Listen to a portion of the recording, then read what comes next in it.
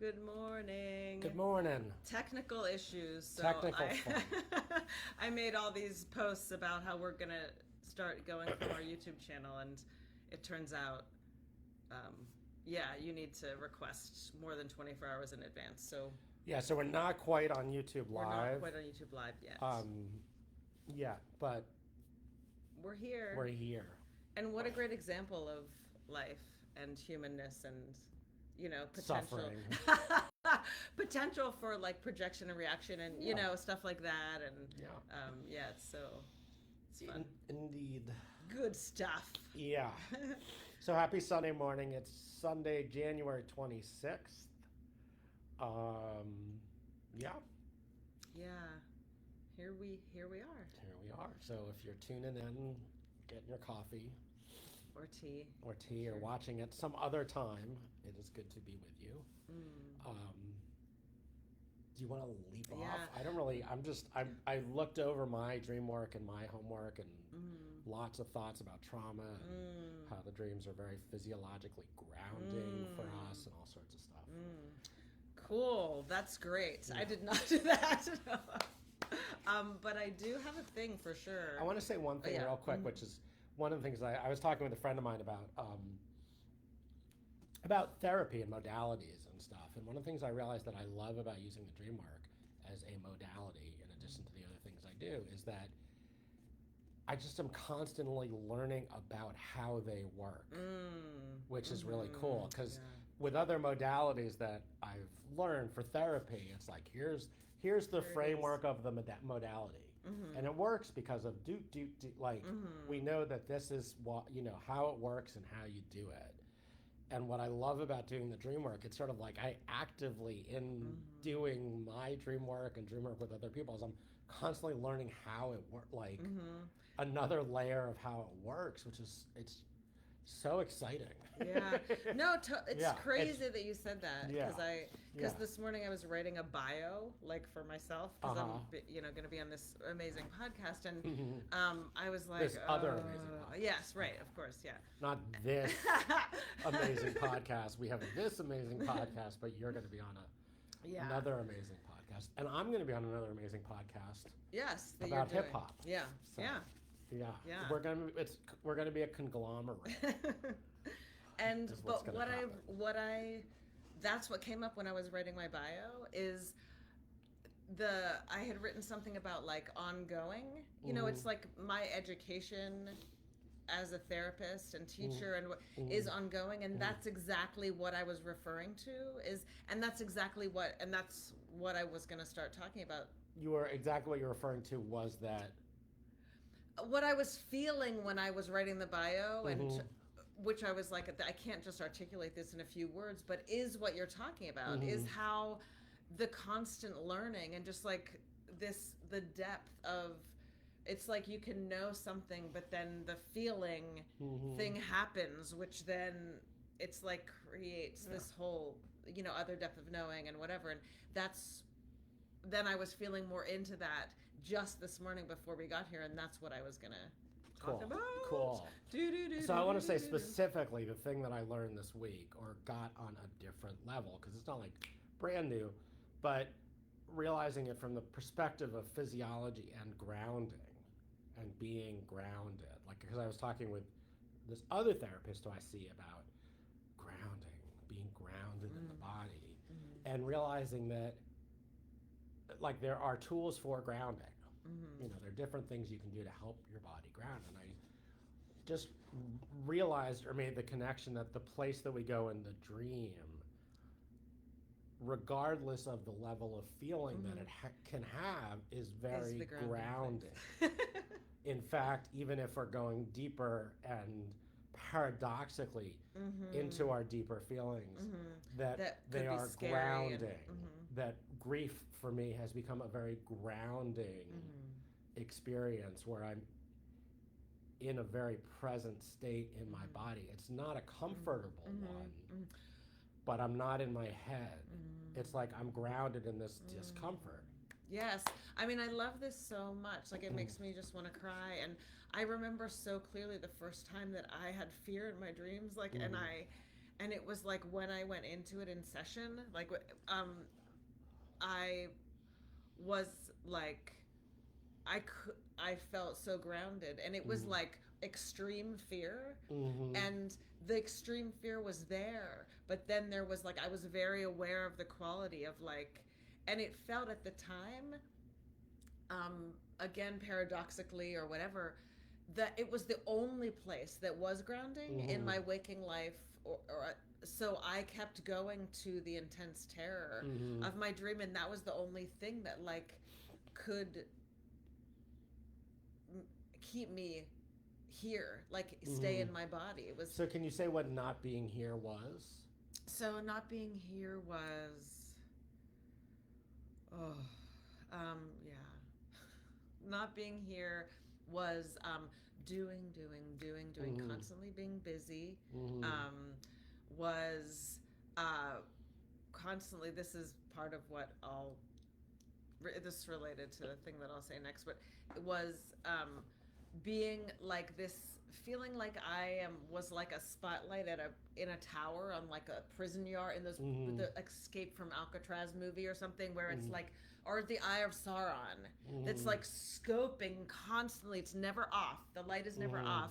It's not the light inside that's never off. Right. It's like looking It's out. like It's like this, looking like out there. it's the Yeah. hypervigilance Right. of like what might be happening, and so that's such a one, like that really resonates for me. It's such an experience about the place of not being grounded is projecting, including how the brain just ruminates and is trying to it's trying to process all this information from everywhere. Right. To get the right answer. And or also in my case, to part of that was, oh gosh, I'm just really feeling it,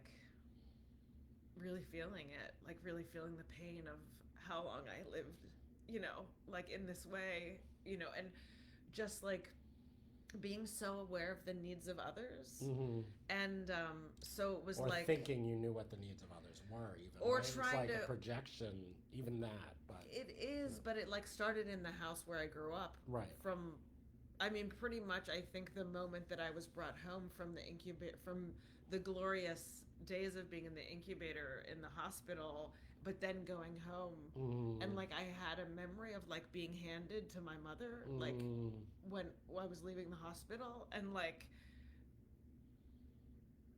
it was like that was such a moment for me of like where everything changed, and so of just feeling like I had to take care of everyone, like and everything, so it's like, oh, this way my dad is angry, so now my sister's angry, so now I have to, intercept that and that and that, and so and then just doing that as I grew and was more in the world and independent. Good morning, Krista, and whoever else is out there.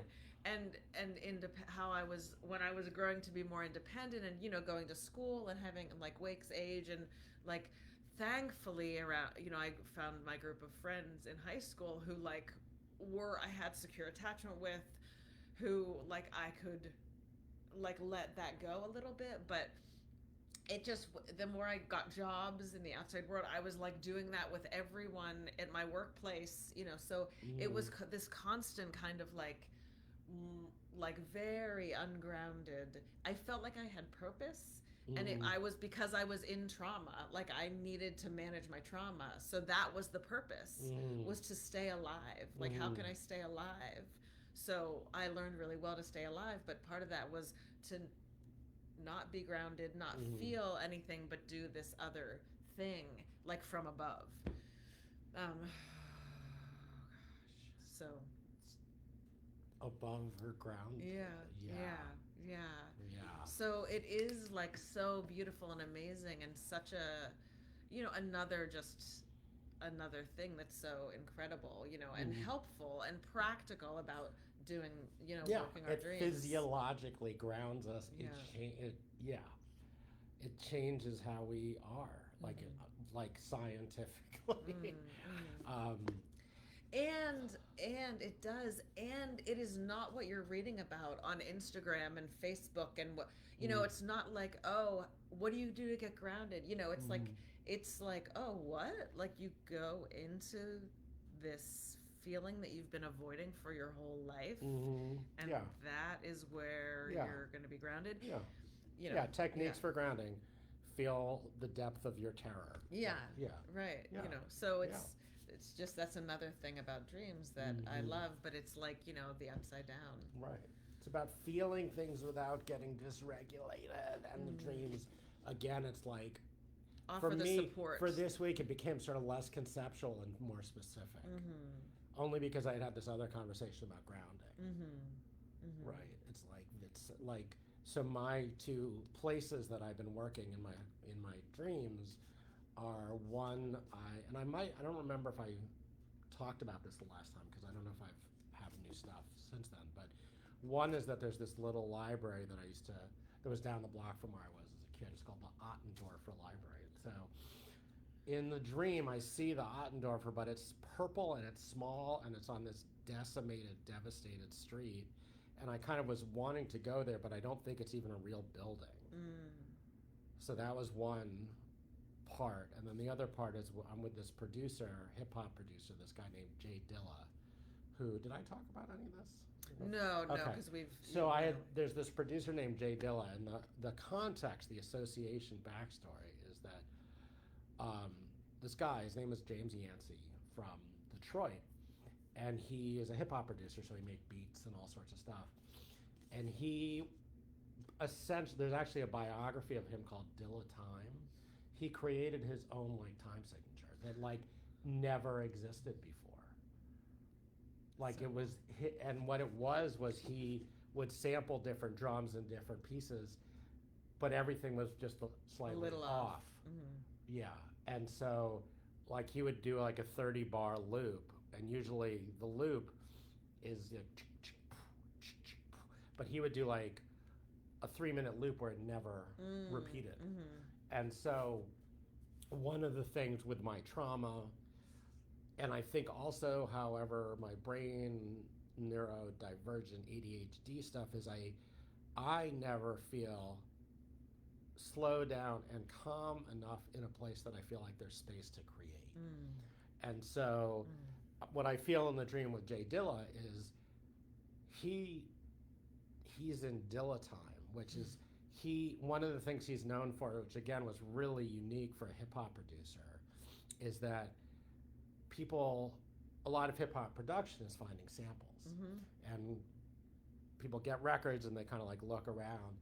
But what people noticed about Jay Dilla is he would find a sample that was like 3.5 minutes into a song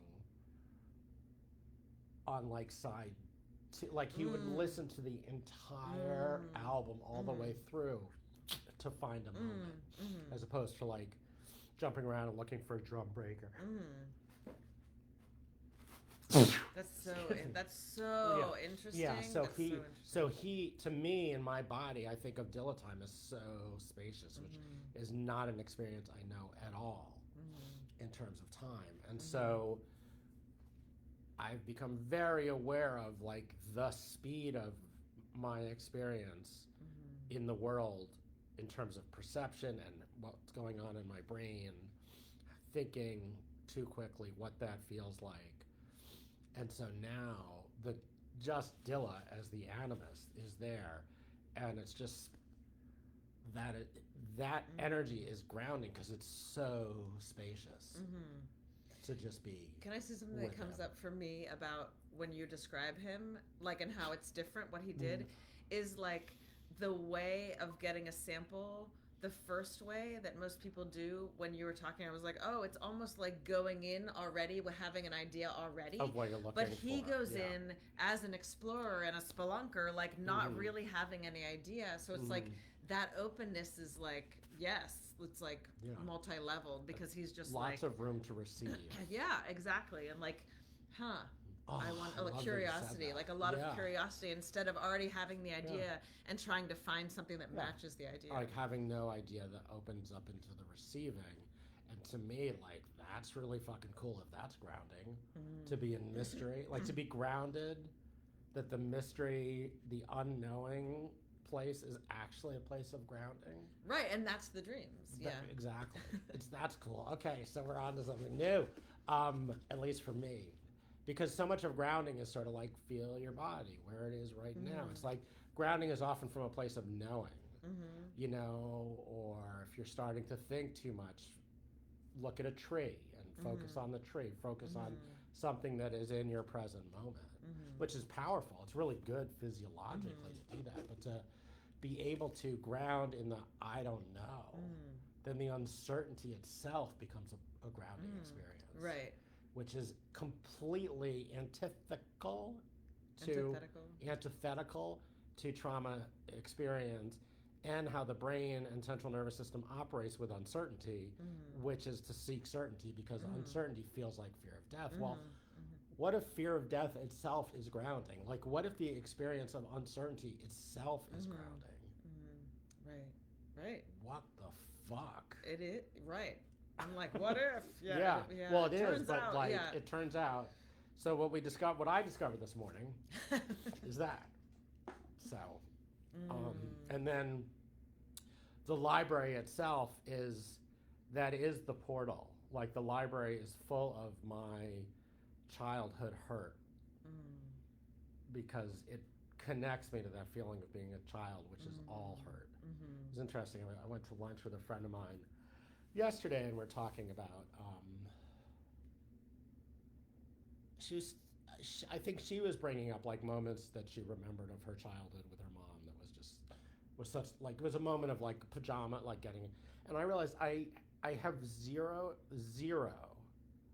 My mom was a well-intentioned person, but I have zero moments of feeling love, of comfort, of being taken care of. Zero. The only moment I feel of any sort of like, oh, I feel okay in my body as a child that I remember was when I was sick taking a hot bath. And yes, my mom drew the bath, but my mom's not in that. And so I don't remember why I brought this up exactly, but it's like, Because you're friends. because the Ottendorfer, the library holds that place of childhood, which is nothing but aloneness and pain on some level. Like the depth of my suffering is deep, you know, and that the Ottendorfer holds that, and it's my brain on the outside that thinks it's not real or is trying to like contextualize this thing in the context of this like burned out block, right? And that's a very ungrounded experience for me, Right. which is like it can trigger sort of the nihilism, or it can trigger. It's like that. The childhood pain only appears in this like surrounded thing of decimation because I'm not going into it. So like the library itself is this purple, wonderful thing that is actually holding all of the pain. And if I can just feel myself with that, that's grounding. The like trauma reaction is what's all around it, which is the devastated city, which is where I lived. And the Ottendorfer. The Ottendorfer was this sweet little place, like in New York City in the 70s and 80s. It's not a very safe place, but libraries in general in the city felt like a safe haven. And this was a beautiful old building. It was probably built in like the 1830s or something. And So did you, when you were growing up, did you feel like that place was a safe? What I remember about going to the Ottendorfer was kind of the prep. I remember specifically going there for something related to school. And so school was just so agonizing to me between the trauma and the ADHD of never being able to study, no Dilla time. Like everything was pressure, which it still often is, and we have to do anything. So there was something that was like it was almost, it reminds me of the beginning of a school year feeling of getting my notebook organized, which my brain does do really well, the organizational stuff, like getting organized and getting ready for the school year. And the Ottendorfer holds, it's like Dilla time and the Ottendorfer are the same thing. It like holds that space of just open time. Right, but it's confusing to me because you also said that the Ottendorfer is like holds the aloneness and of your childhood. But the pain, which is Dilla time. Okay. Yep. Like feeling the pain of my childhood. Okay, is there we downtime. go. Okay, yeah, yeah. That's there we go. There that's we go. staying in the that's being in the uncertainty of the pain that is actually certainty because it's just pain. Mm-hmm. It's like Mm-hmm. the feeling itself is total certainty because Yes. it's just the Yes. feeling. Yes. The brain is the And thing it's in that's the body, like, yeah. what the fuck? Mm-hmm. Oh, I know. That's like, wait a minute. Why do we? This right. judging Yeah, and like, yeah. yeah. Yeah, like I had a client reach out to me about her situation that was like a very painful sort of realization, and she ended with why. Mm-hmm. And we've been working, we know the why, but the work for her will be not in the why, even though the excavating of how she's in the state is helpful. But it's like the why can take us away. The soul doesn't ask why. That's my feeling, experience of it. But we receive more and more information about what happened. Yes. Yeah. Totally. Yeah. I mean, I'm not saying the why isn't important, but like. Yeah. I mean, it's it's related to my dream. It's just related to my dream. Yeah. So. Yeah. I mean, there's like the infinite being in the feeling, but the uncertainty means that there's something we don't know. So there, to me, and that may be a semantic thing. I do feel like the soul is always around. There's a why in that, at least from my experience. So like with Dilettime, I'm very present in that moment, which feels like the why. But then I'm also in the library. I'm going to learn so much more about the why I experience my life as I have. It's great. It's interesting this is like really, specific or getting in there, but I feel like it's important. So this is why we don't write out a script before we go live. So, okay. So as you were talking and I was feeling into my place, and it's like there's a why. It's like there's a different kind of a why that it's like there's the why that's like that's part of the reaction. That's like a that's like what I don't. That's not the perfect word. Yeah. To me, there's a why that's receiving, and there's a why that's like yes. Okay, there we go. There's like a compulsive why. Right, that's it. Why? Yeah. Why? That's it. And then there's a receiving why. Right. Like again, now I'm feeling the library aspect of this, because all libraries where we go for information, it's like the story gets filled out. We start to see what is going on here. Yeah, I think this is like, I'm feeling a lot about this actually, like the intricacies of it, because my place right now, my homework, my dream place is for my dreams is being in this European market with these. I'm a kid. I'm like 6, and I think I'm a girl. Like, it's hard to say, and I'm with these other kids who are slightly older, and we're just like looking at all the weird food, and like it's so fun, and like this one boy I really like is like,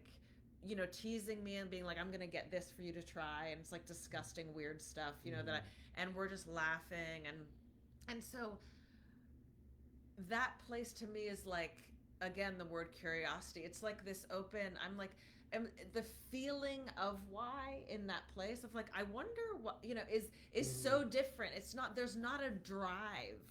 There's not a driving need that feels desperate. It's just like, I wonder why, and I don't. And then even in investigating the why, it's still very. There's the energy around it is like very grounded and comfortable and regulated, or whatever you want to say. It's very relaxed. It's like this just like wondrous place that I just also feel in the market of just like tearing around and like looking at all the stuff, and which is very much how I feel about life, but relaxed, regulated, and ready to party. Yeah, and it's very different from like I think about being on my laptop and the rabbit holes to get into, and I wonder this, that, and but it's like that doesn't feel the same as like this wondrous kind of like open, loving, place. Like I think I'm feeling the library thing too. For me, there's so much promise in it. Like, because I've always had a really really hard time again because of the trauma ADHD mix thing of just sitting down and reading. And so libraries were always like, there's so much, you know, there's so much information. There's so much to read, and there's like an excitement that I can feel from that Ottendorf place to the Dilettime. And now here's the thing where it's all tying together for me, which is that I, as some people may know, have a lot of records. Krista certainly knows about that because she discovered I'd put all of them down in her basement without telling her. But so I've been buying records since like 1985 when I got my first paycheck. And so we live in this little small house here in Montpelier, and I've gotten all my records out of storage and all my CDs. They're all in this house. And I had somebody come in to build shelving, and I'm hoping that there's enough shelving for everything I have. But it was interesting because this other friend of mine, I posted something about it on Facebook and Instagram, like all the records, all the shelves, and how excited I am about this for a few reasons that tie to the library. And it was interesting because this, I'll shout out DJ Ill Media, this other record dude. He's like, I really am feeling for you, dude. Like, this is a friend of mine who, when he was a young DJ, he was living in San Francisco and he had piles of records. He was sleeping on a futon in the middle of this room with piles of records all around him. And my other friend said to him, you know, if there's an earthquake, you're gonna die. And he said, but what a way to go. And so what I realized, because my friend who I went out to brunch with yesterday was coming over, I was like, you need to come in and see what's going on. Because again, I have all these records, I'm categorizing them all. There's probably 7,000 between the records and the CDs.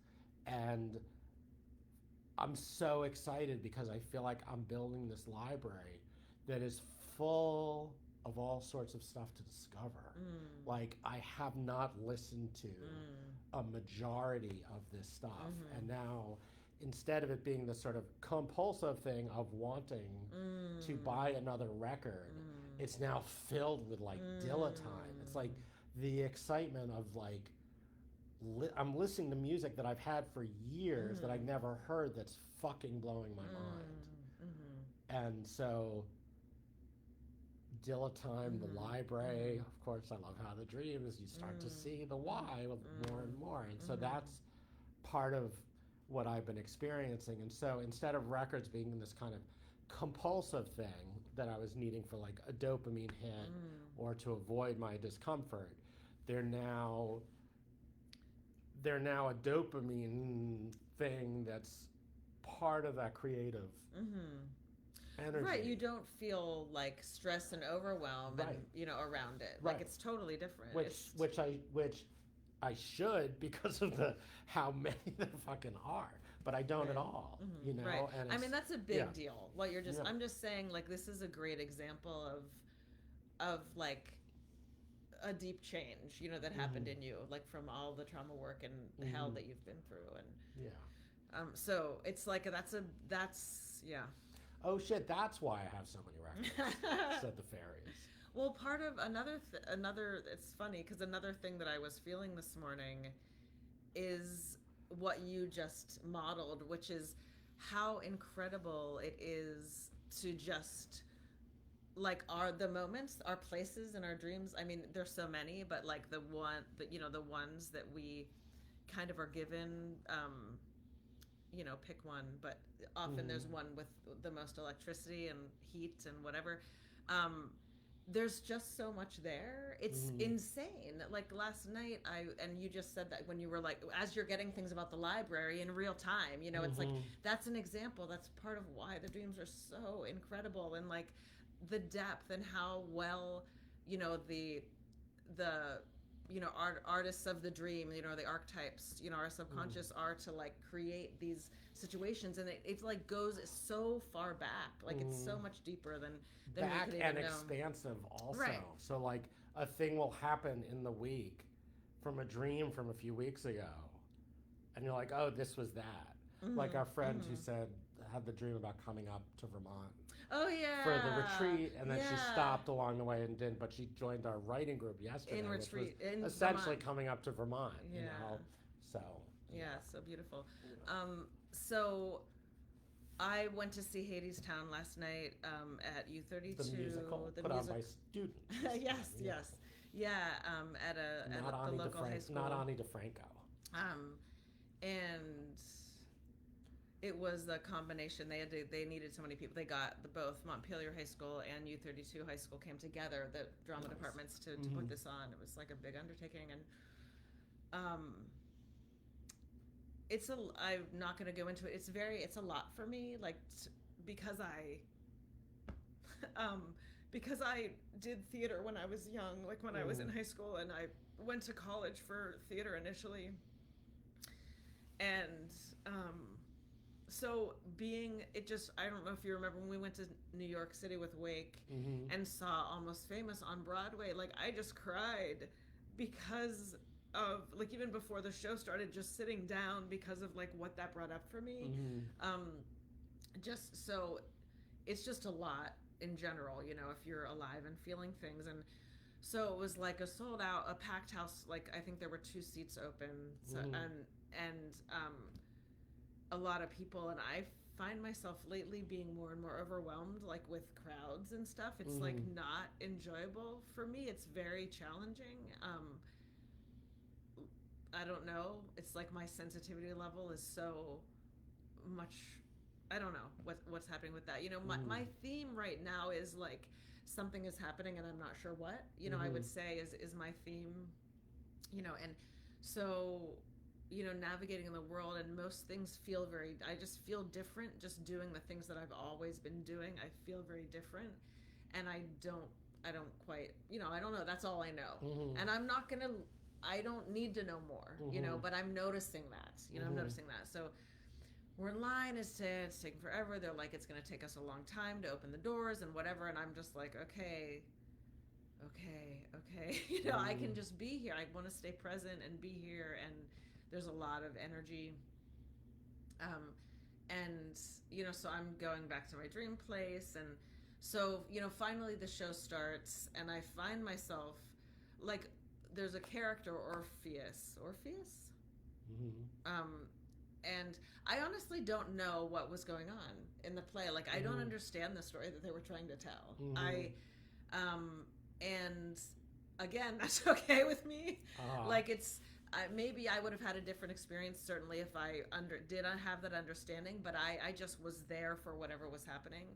And there's this character, and I just, like, that was the one for me. Like, this boy, like, I don't know. I just, like, I could barely stand it. It brought up so much for me, like, every time he was singing, and, like, the whole thing, I just was, like, in agony, like, this agony of, like, I just related to him for some reason, for whatever that was, so it was really amazing, just for that. Like, that was it, for me.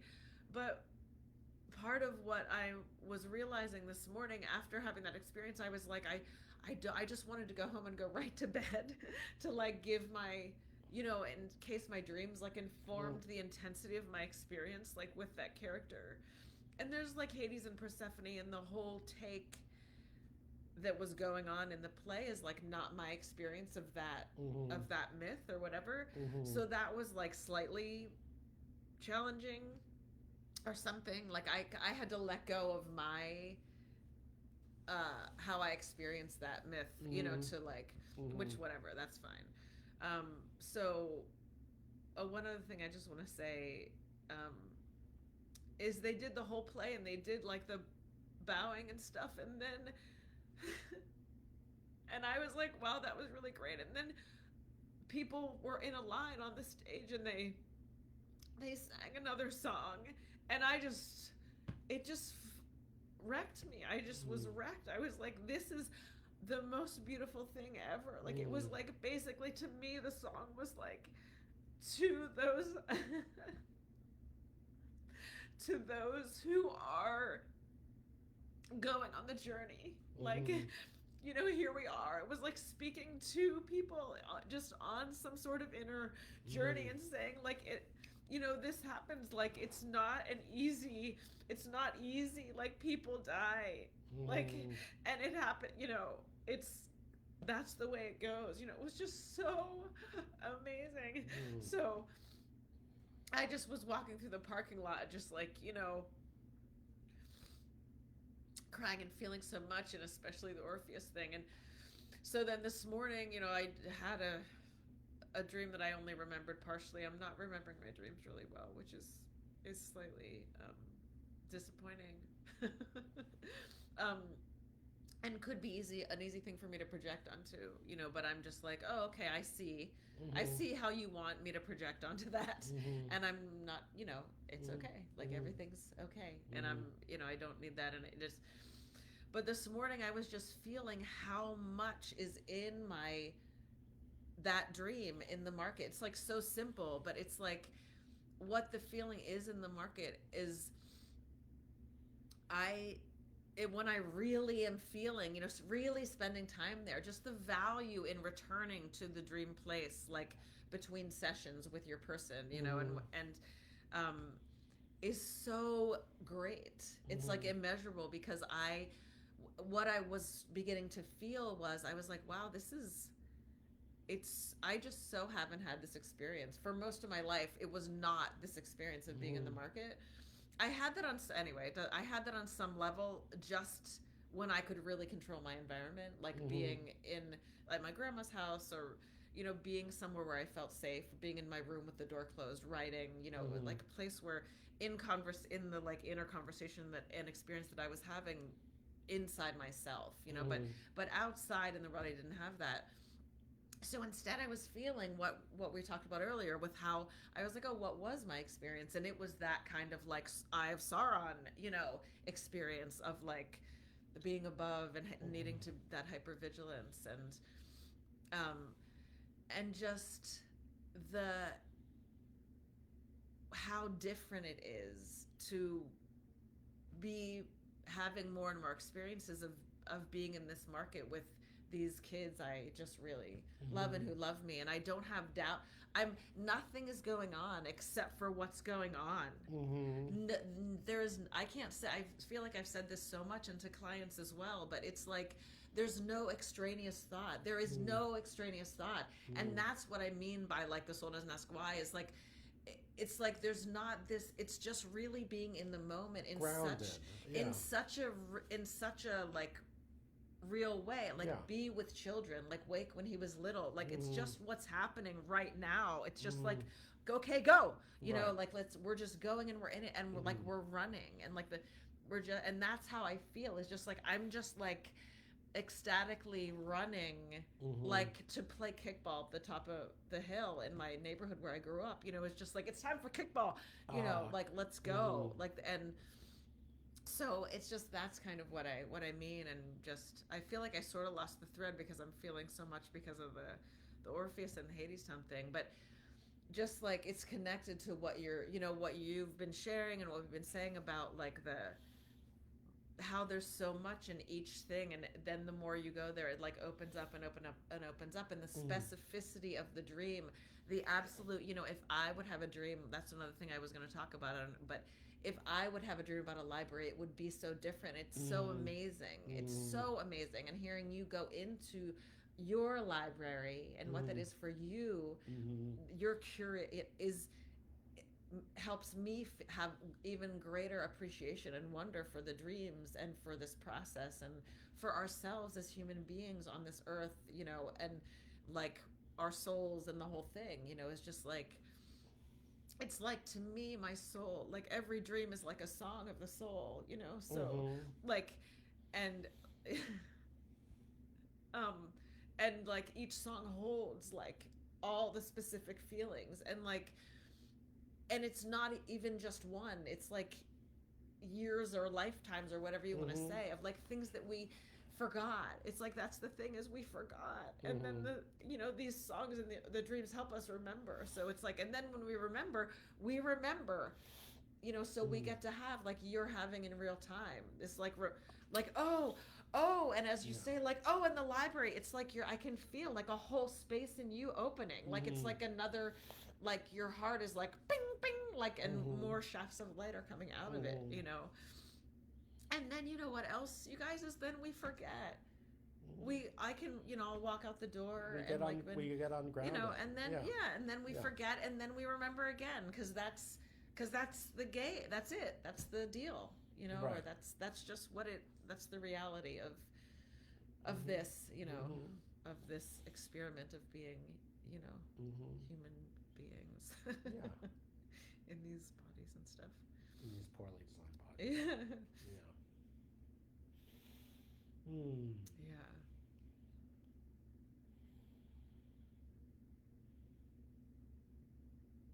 Incredible. I also love what you said about the connecting it to like create, you know, your creativity, you know, and it's like that's another thing that I feel the dreams really, really can help with, and like working the dreams, and feel free to send a message to, you know, to me or Ben, you know, if you want, or if you're interested in learning more, because one of the things that they can really do, and working our dreams can really do, is help us with our creativity, you know, and really, and help us, you know, understand through feeling, you know, what our blocks to that are about, and give us the steps to begin to, you know, unblock ourselves, you know, and again, not just one thing of like, oh, do this. It's like, it is a process. It's not like there's one simple thing. Take this, you know, the blue pill and the red pill. It's like, oh, like feel this, and that will, you know, things will start to open. It's like getting a shoulder in and like moving, you know. Yeah, the cracks. The dreams are like tink tink, and like opening the cracks more and more and more. Oh shit. Oh shit! Here they come. Oh shit! That's what this crack is. That's what. Oh shit! That's what that moment in the dream is. Oh shit! That's why it's a library. Yeah. And it's like we just don't know all that. It is like, you know, it's like going through those the cave people who go through those really tight caves, and like, and then you just don't know like what is gonna happen. Like you don't know what's gonna be there. Like you don't know. It's. Yeah, it's so cool. Yes, it is. It's very cool. All of it, everything. Yeah. The magic and mystery. Yeah. Yeah. Oh my gosh, I could just cry and cry. I think that's it. You're like making the sounds like at the end of the phone conversation. Taking the deep breaths. You still there? Yeah, I'm excited about going back home. I have a lot of records. And we're going to go to the movies and later. We're going to go see The Brutalist, because I love Brutalist architecture, and Adrian Brody, and who knows what else. So, cool. All right, if anybody wants to come over to my place and help move records around, that's one thing. Otherwise, we'll see you out there, and if you're intrigued around anything related to any dream reach out to the one who resonates the most, or to both of us, or whatever. Reach out to whomever resonates for you. Yeah. All right, bye Krista, and anyone else. Mwah. So much love, you guys.